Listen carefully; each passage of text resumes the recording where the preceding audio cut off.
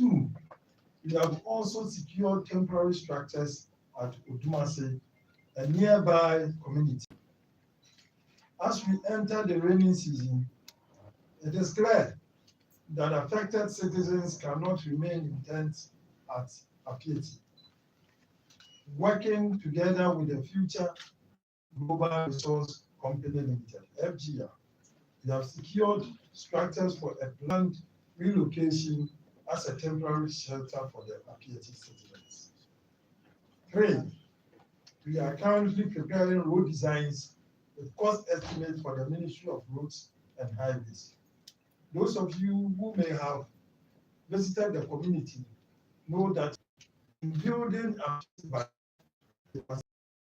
proposals will go out on Monday, 28th March by the end of April 2022.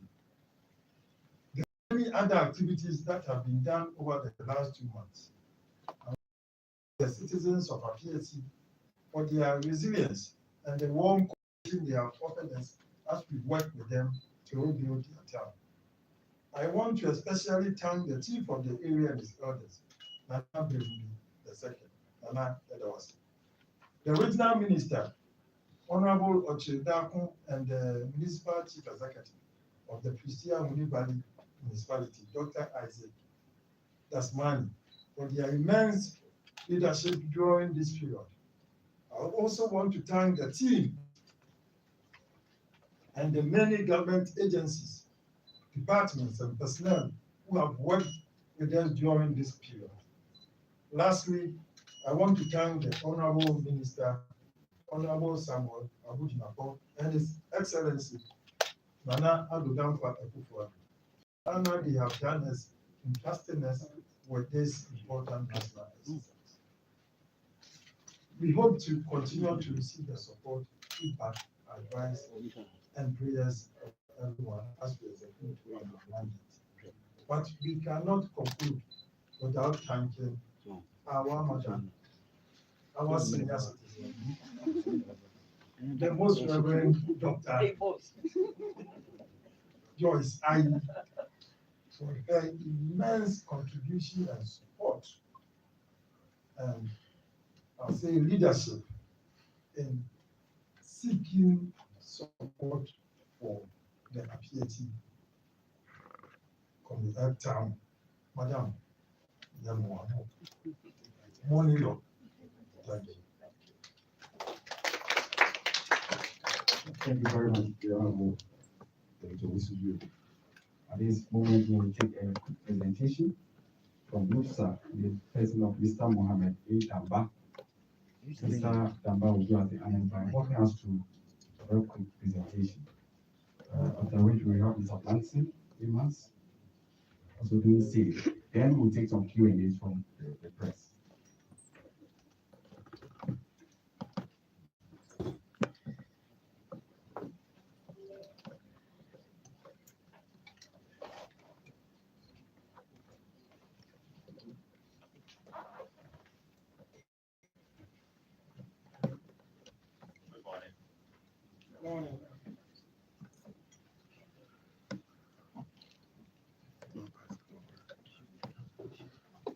On behalf of the members of the committee and the CEO of the Land Use and Social Planning Authority, I do this presentation, quickly running us through the journey towards the group planning exercise of the Apiatse and various angles.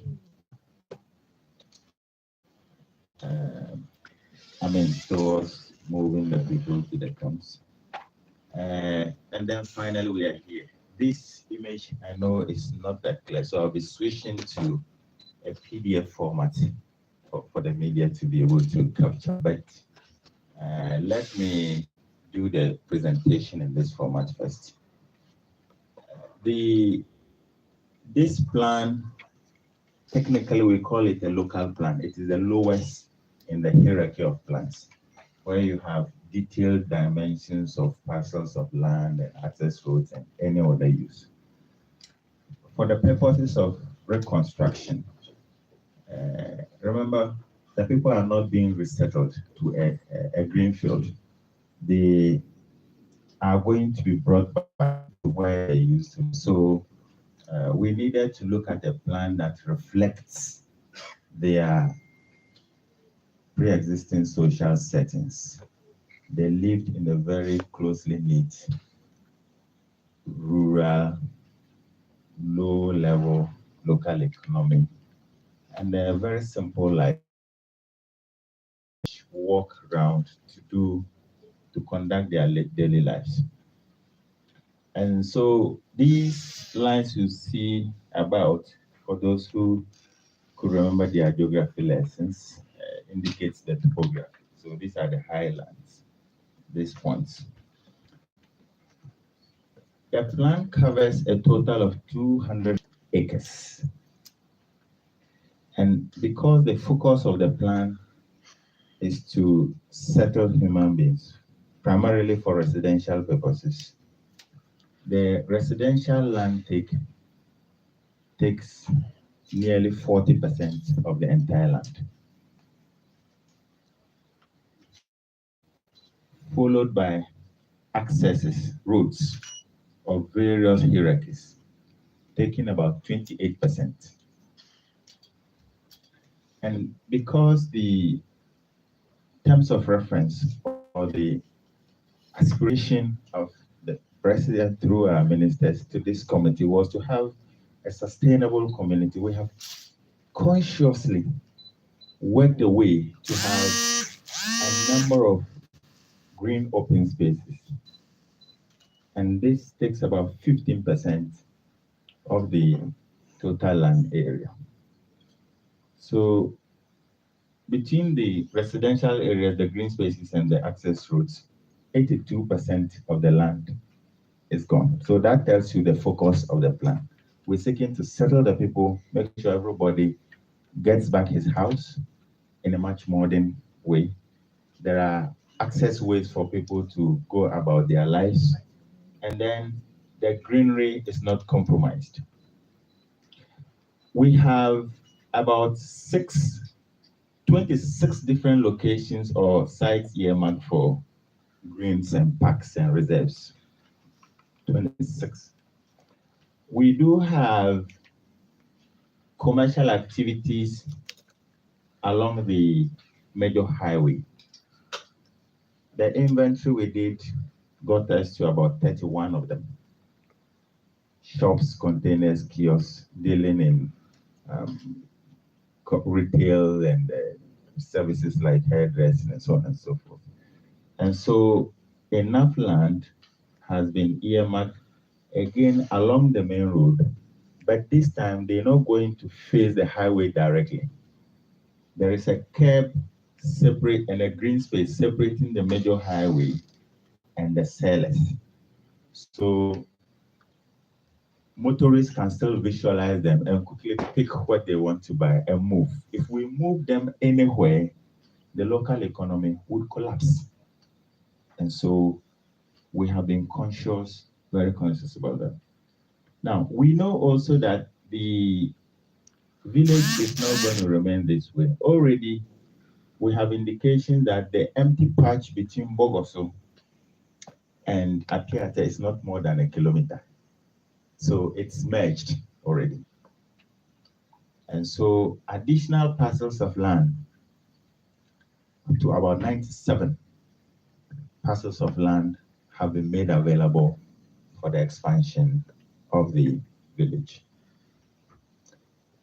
Now, because Bogoso's influence is already sweeping over Apiatse, we have done the design to take advantage of the urban strength and to not be a parasite to Bogoso, but to complement Bogoso's urban status through an exchange that allows rural goods and services to flow into Bogoso, and for Bogoso also to give Apiatse modern services and goods. And so we have created additional spaces for markets and open markets with stalls, possibly. so that they can go about their life.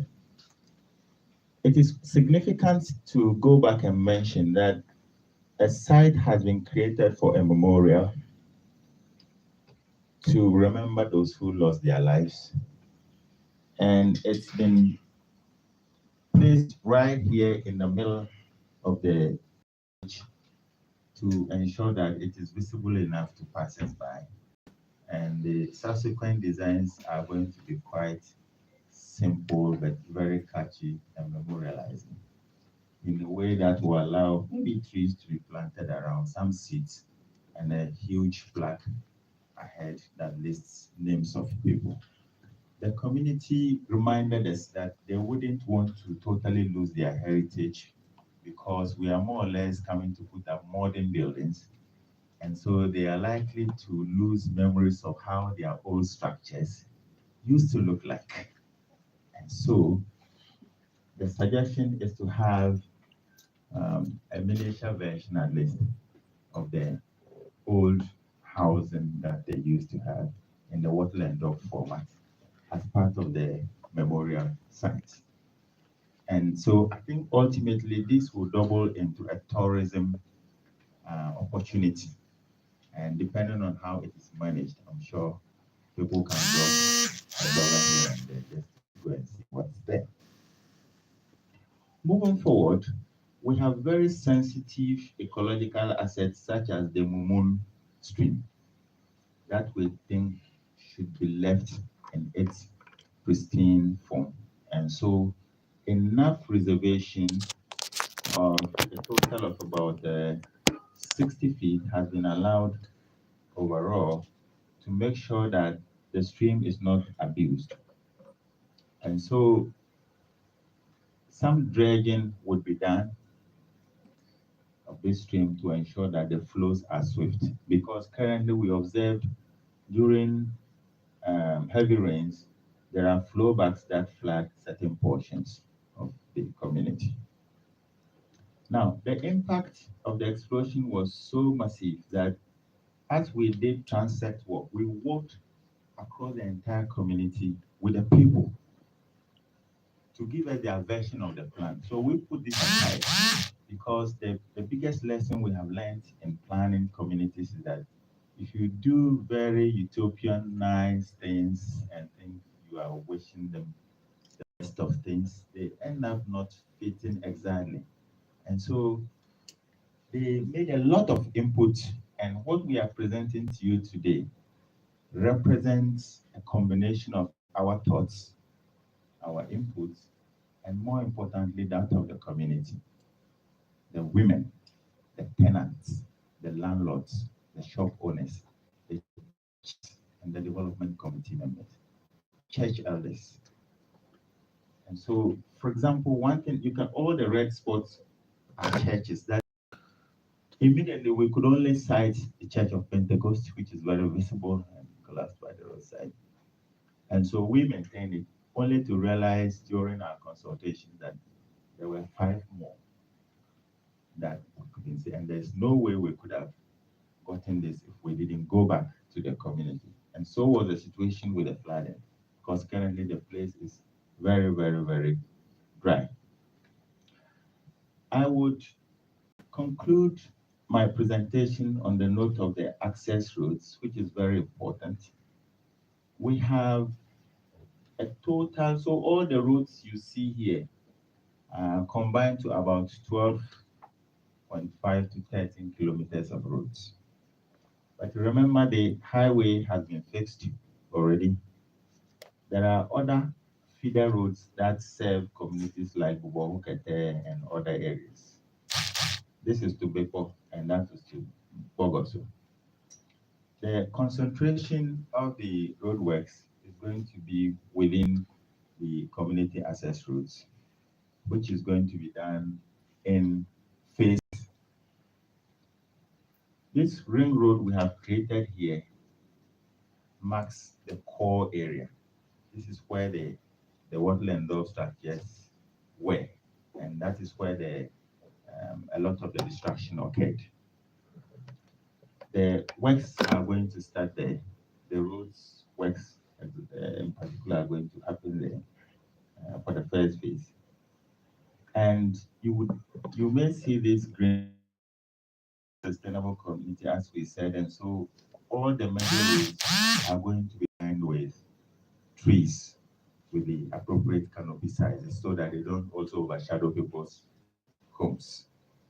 They're going to look very, very nice. And this is a decommissioned cemetery. At the time we got there, they had allocated it to somebody to build. But in the meantime, at least leave it as a green. We would rather prefer having people go to play around or something than to build houses on top. And so we have successfully convinced them to find a way to allocate a new parcel for the person elsewhere whilst we maintain this. The new cemetery is uphill on the Bubokete Road, and it's about 2 kilometers away from the town. That is their choice, and so we have decided to maintain it there. What we may have to do is that from our observation, the climb to the cemetery is a bit steep and unsafe. I mean, it's possible you can trip and fall. And so simply creating stairways for them to be able to safely climb and go and bury the dead, I think will do the job for us. Honorable Minister, colleagues, this is what we have to present to you, except that, like I said, we have a version in PDF format that is much visible, maybe for the cameras. I would bring that up for you to see. Thank you. If I left something, understood that. Thank you, Doc.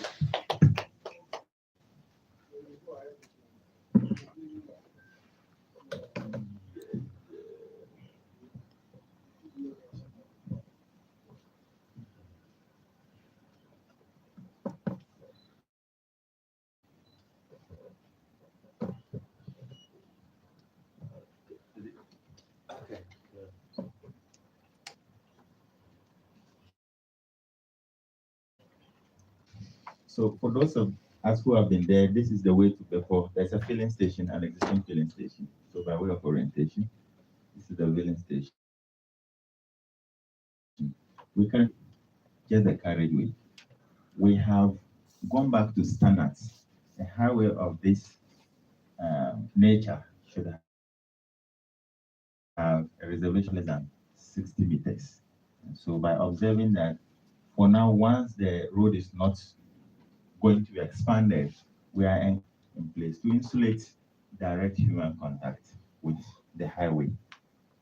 But there are going to be additional engineering measures such as speed calmers, zebra crossings, for people to be able to interact between both sides of the village.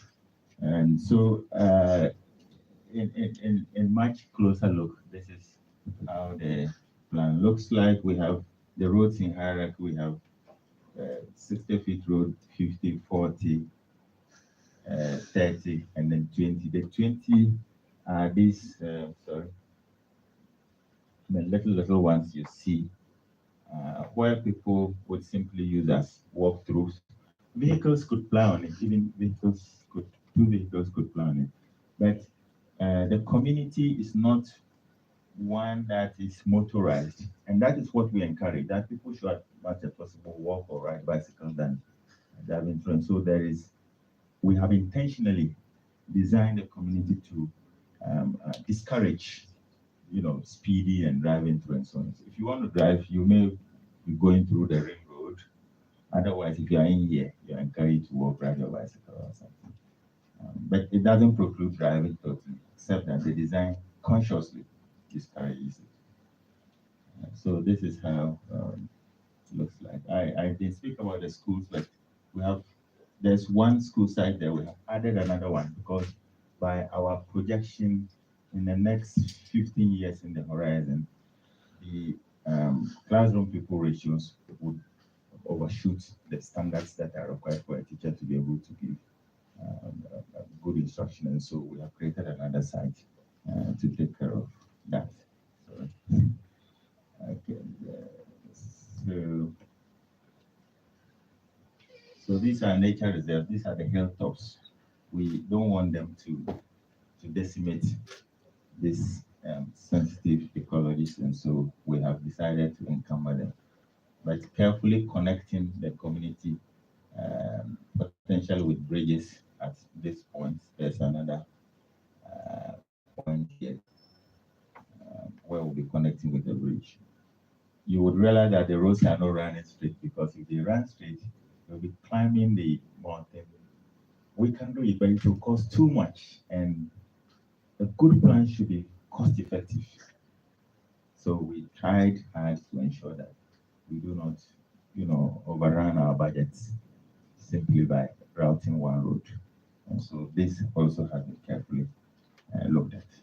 Thank you. Thank you very much, Mr. Gamba. Now the things that respect to will now call up Mr. Hema of the Institute of Architects to tackle the roadmap.